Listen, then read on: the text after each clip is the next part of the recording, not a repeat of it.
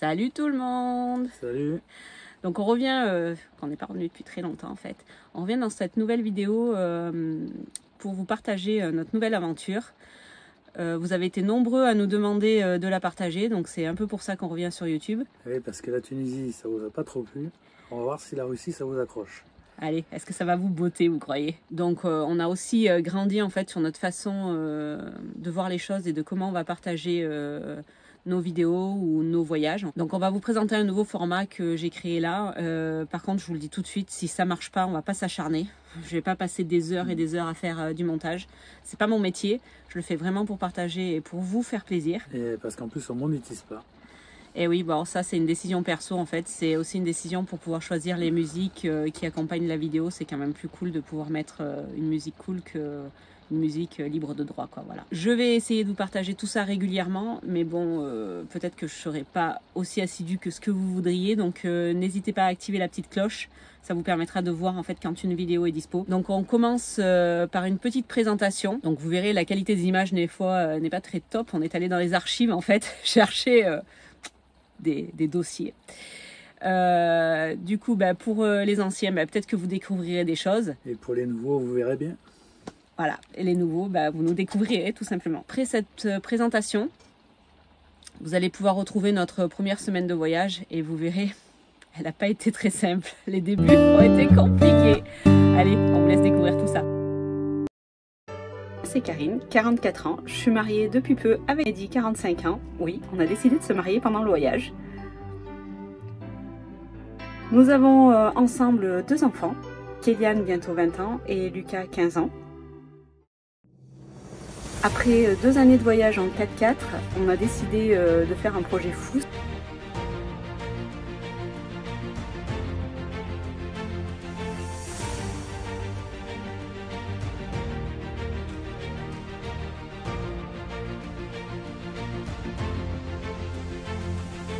C'est-à-dire de rénover et d'aménager un vieux camion en fait qui était dans les ronces. Donc on a fait ce pari fou, on a réussi. Et au bout de 2 années, donc ce camion est sorti des ronces pour partir en expédition.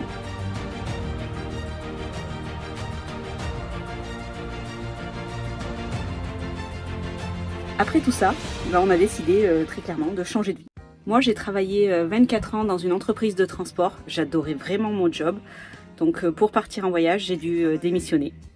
Mehdi, lui, il a travaillé pendant 25 ans aussi dans le secteur du BTP. Dans 11 années d'artisanat. Et il y a quelques temps, il a détecté 2 maladies dégénératives. Donc sincèrement, on n'a eu aucun mal à décider de profiter de la vie.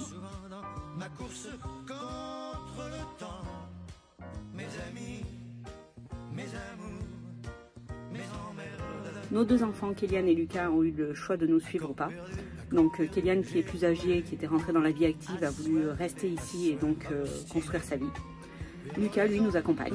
Et on est aussi accompagné par notre petite chienne Bully, qui a 4 ans et qui, elle, vit sa meilleure vie, quoi. Pour les biens matériels, alors, qu'est-ce qu'on en a fait de tous nos biens matériels, maison, voiture et tout ce qui s'ensuit? Donc, tout ce qui était voiture et choses, entre guillemets, matérielles, mais pas d'une importance capitale, on a tout vendu. On a gardé la maison, qui est pour nous un rapport d'investissement locatif important. Donc elle est gérée par une agence en fait, un Airbnb, donc l'agence s'occupe de tout et tous les mois nous on reçoit un virement pour les prestations qui ont été faites. Ce qui nous permet aussi de pouvoir profiter de notre maison quand on rentre en France, parce que oui, on a choisi de partir voyager mais pas en France en fait, donc on voyage à l'étranger. Notre objectif de partir en voyage comme ça, c'était principalement en fait d'aller découvrir les autres cultures, de voir le monde différemment, de rencontrer des gens, ça surtout l'humain, notre voyage est surtout basé sur l'humain et on adore ça, vraiment l'humain c'est quelque chose que l'on apprécie et qu'on aime rencontrer des gens, passer du temps avec eux, partager des moments avec eux, essayer de comprendre leur culture, leur religion, voilà, c'est ce qui s'appelle le partage.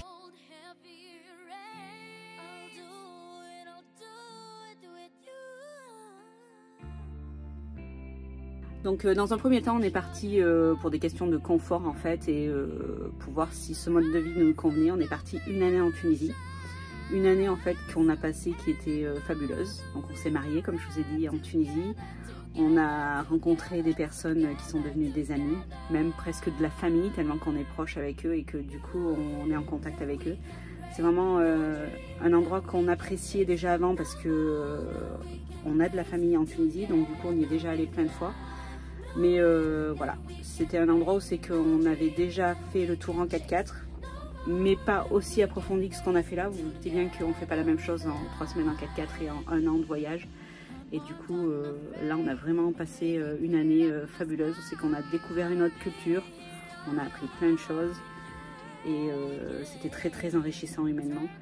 Donc c'est quelque chose qu'on va renouveler parce qu'on part pour une nouvelle aventure et pas une aventure anodine puisqu'on va rejoindre l'Asie en passant par la Russie en plein hiver. Donc voilà, c'est une expérience que certains pensent trop difficile pour eux. Moi, je le vois comme une expérience de vie où c'est que oui, il y a des moments qui vont être très durs parce qu'on va avoir froid, mais c'est plus en fait se dire qu'il va y avoir des images qui vont rester gravées dans ma mémoire pour toujours parce qu'elles seront fabuleuses.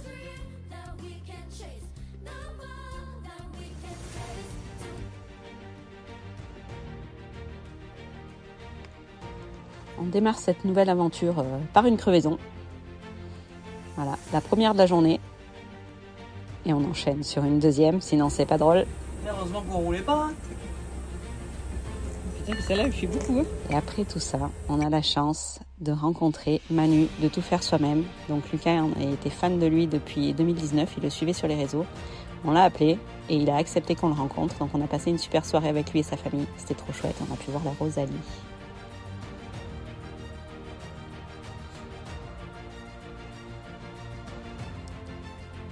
Rosalie qui a 90 ans.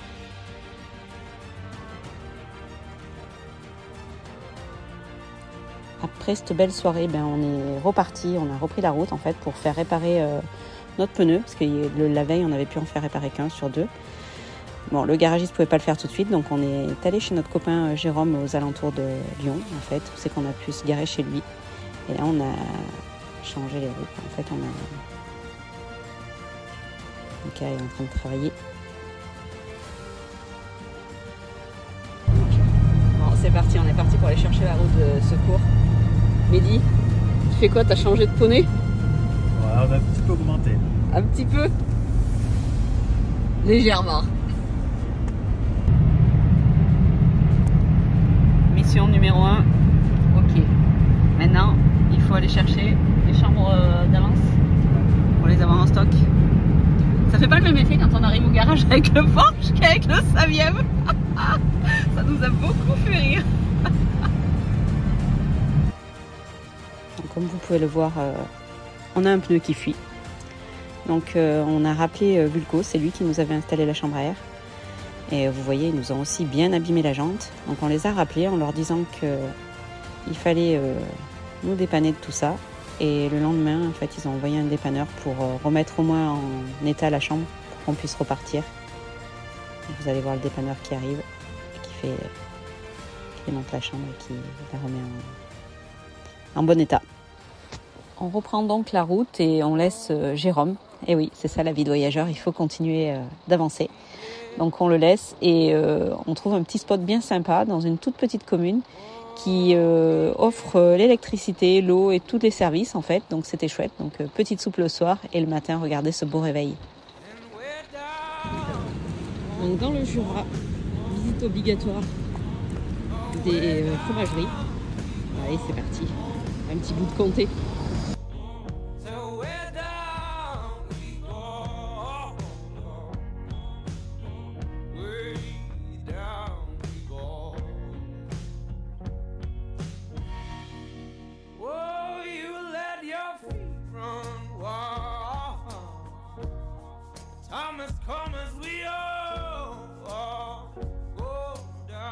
On a ensuite visité la ville de Dole.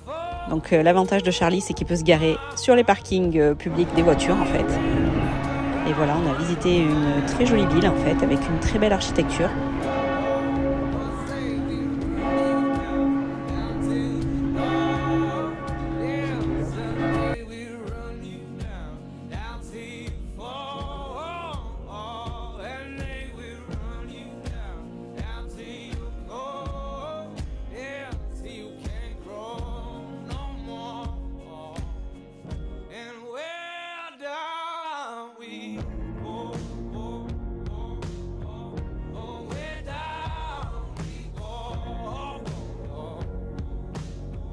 Numéro 43.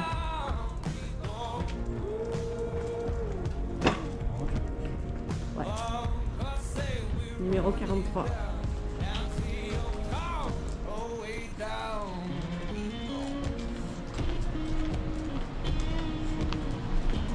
La très belle rénovation.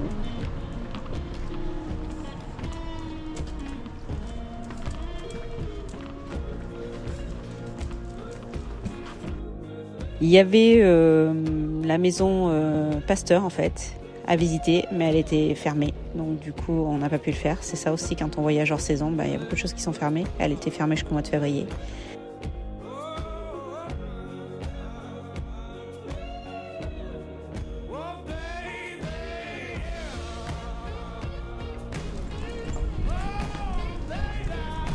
C'est fermé.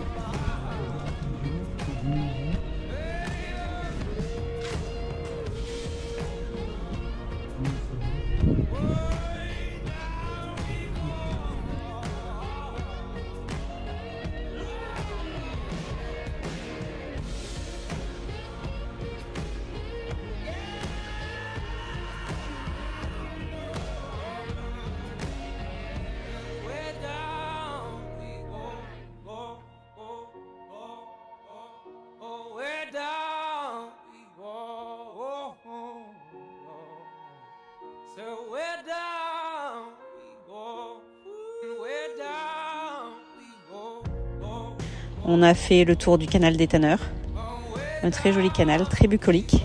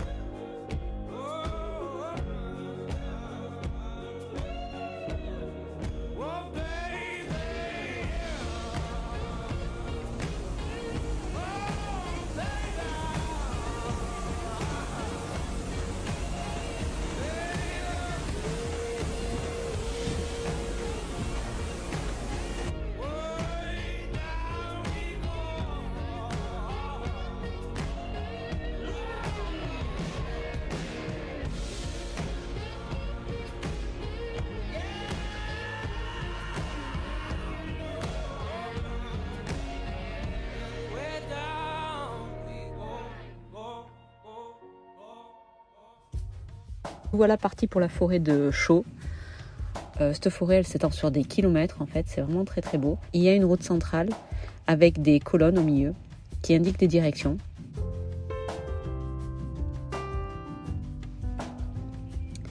Là, j'ai fait une catastrophe. J'ai renversé une casserole d'eau bouillante sur la moquette. Elle est encore aujourd'hui mouillée. Alors, parti pour la forêt de Chaux. Et j'ai qu'à se moquer de moi, pourquoi tu te moques de moi ? being thick as thieves. Autumn comes for a time, autumn sways, so I doubt this devoutness will guide me through the haze.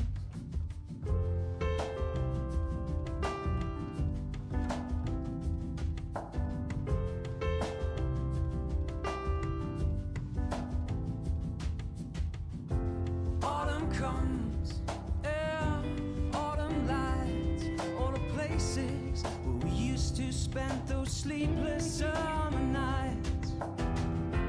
Autumn comes, autumn heals, autumn comes like it's supposed to be.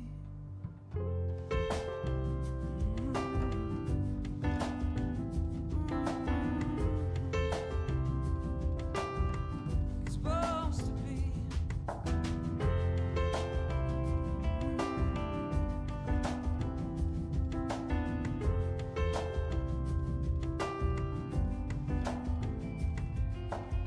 So let it rain down cold on my shoulder. Let the rain wash the sins of my heart. Let it rain fall down on my shoulder. Let the rain fill the half empty glass. Let it rain down cold on my shoulder. Let the rain wash the sins of my heart. Let it rain fall down on my shoulder. Autumn comes. Des chaudrons, ça, non? Autumn Des chaudrons, ça, non? leaves, one last friendly smile seems enough goodbye to me. Autumn comes, very well. Ah oui, il y a Ah, il extrayait de la forêt, il l'amenait directement là. A while, so put the blame on me. Rain down cold on my shoulder. Let the rain wash the sins of my heart. Let the rain fall down. Et là, c'était pour scier les planches, regarde, à mon avis. Ça, il y a des tables. Let the rain down cold on my shoulder. Let the rain wash the sins of my heart. Les colonnes qu'il y a tout au long de la forêt. Let it rain down. Just let it rain down.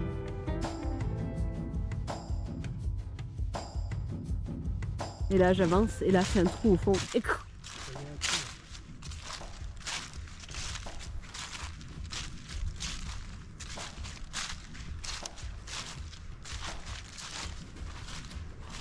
Oh, ça, c'est pour poser ton petit texte. Et là, tu dis, c'est qui le chef? Moi. Il fait beau, il y a du soleil, il fait pas froid. Ouais, c'est tout trempé par terre. Bah, t'as qu'à aller mettre tes baskets. Voilà, voilà le gosse Arrête qui est toujours en claquette. Et qu'après il râle. Tu nous as pas fait les baskets avant? La légende de l'arbre d'or. Alors c'est quoi la légende de l'arbre d'or, Mehdi? T'as pas lu? Ah, il est joli, il est bien fait. Un petit arbre d'alignement taillé, rogné, martyrisé depuis sa naissance, décida un jour d'en finir avec cette vie d'esclave et de fuir la présence des hommes. Une nuit, il tira de terre ses racines et s'en servant de pied, vint se réfugier dans la forêt de chaux auprès de ses frères sauvages. Mais en raison de son aspect, celui-ci ne l'ont pas accepté dans leur fraternité d'arbres, car on a souvent rejeté ce qui ne ressemble pas aux autres. Exact. Désespéré et abandonné de tous, il vint dans cette clairière se laisser mourir. L'amadriade, je sais pas ce que ça veut dire, la fée protectrice des arbres en ce lieu, eut pitié de lui et dit: les hommes t'ont jadis fait souffrir, ils viendront désormais en nombre t'admirer. Elle fit alors tomber sur le petit arbre une pluie d'étoiles et il devint l'arbre d'or. Comme dans cette amadriade était ferromière et même un peu ferrailleuse, elle lui donna la forme avec laquelle on peut découvrir aujourd'hui. Pourquoi un arbre d'or? L'arbre d'or fait revivre l'arbre dans le temps mythique, celui des feuilles d'or repoussées chaque nuit, permettant la préparation des potions magiques. Le premier arbre d'or en France fut créé par l'artiste François Davin en souvenir du funeste incendie qui ravagea une partie de la forêt de Paimpont en Bretagne en 1990. Le deuxième arbre d'or, ici présent, créé en 2020. Oh là là. Un marcassin. La légende de Dredon, le marcassin. Bah oui, c'est quoi un sanglier? C'est un marcassin. Ah. C'est un marcassin. Bah oui. Poursuivi par des chiens de chasse, le jeune marcassin parvint jusqu'à cet endroit connu pour abriter une hamadryade capable de changer les arbres en or. Il la supplia de le sauver, son appel désespéré fut entendu, ce petit fut transformé en être. Cette transformation hâtive ne s'avéra pas complète. Et oui, il a que le nez. Tu me disais quoi? Les totems, là, comme les totems roses. Ah ouais, peut-être. C'est pour délimiter le village. Claquette de chaussettes. Petit pompon. Ton chemin. Là où il est très blanc là-bas. Lucas, tu es en faute, tu ne respectes pas la forêt.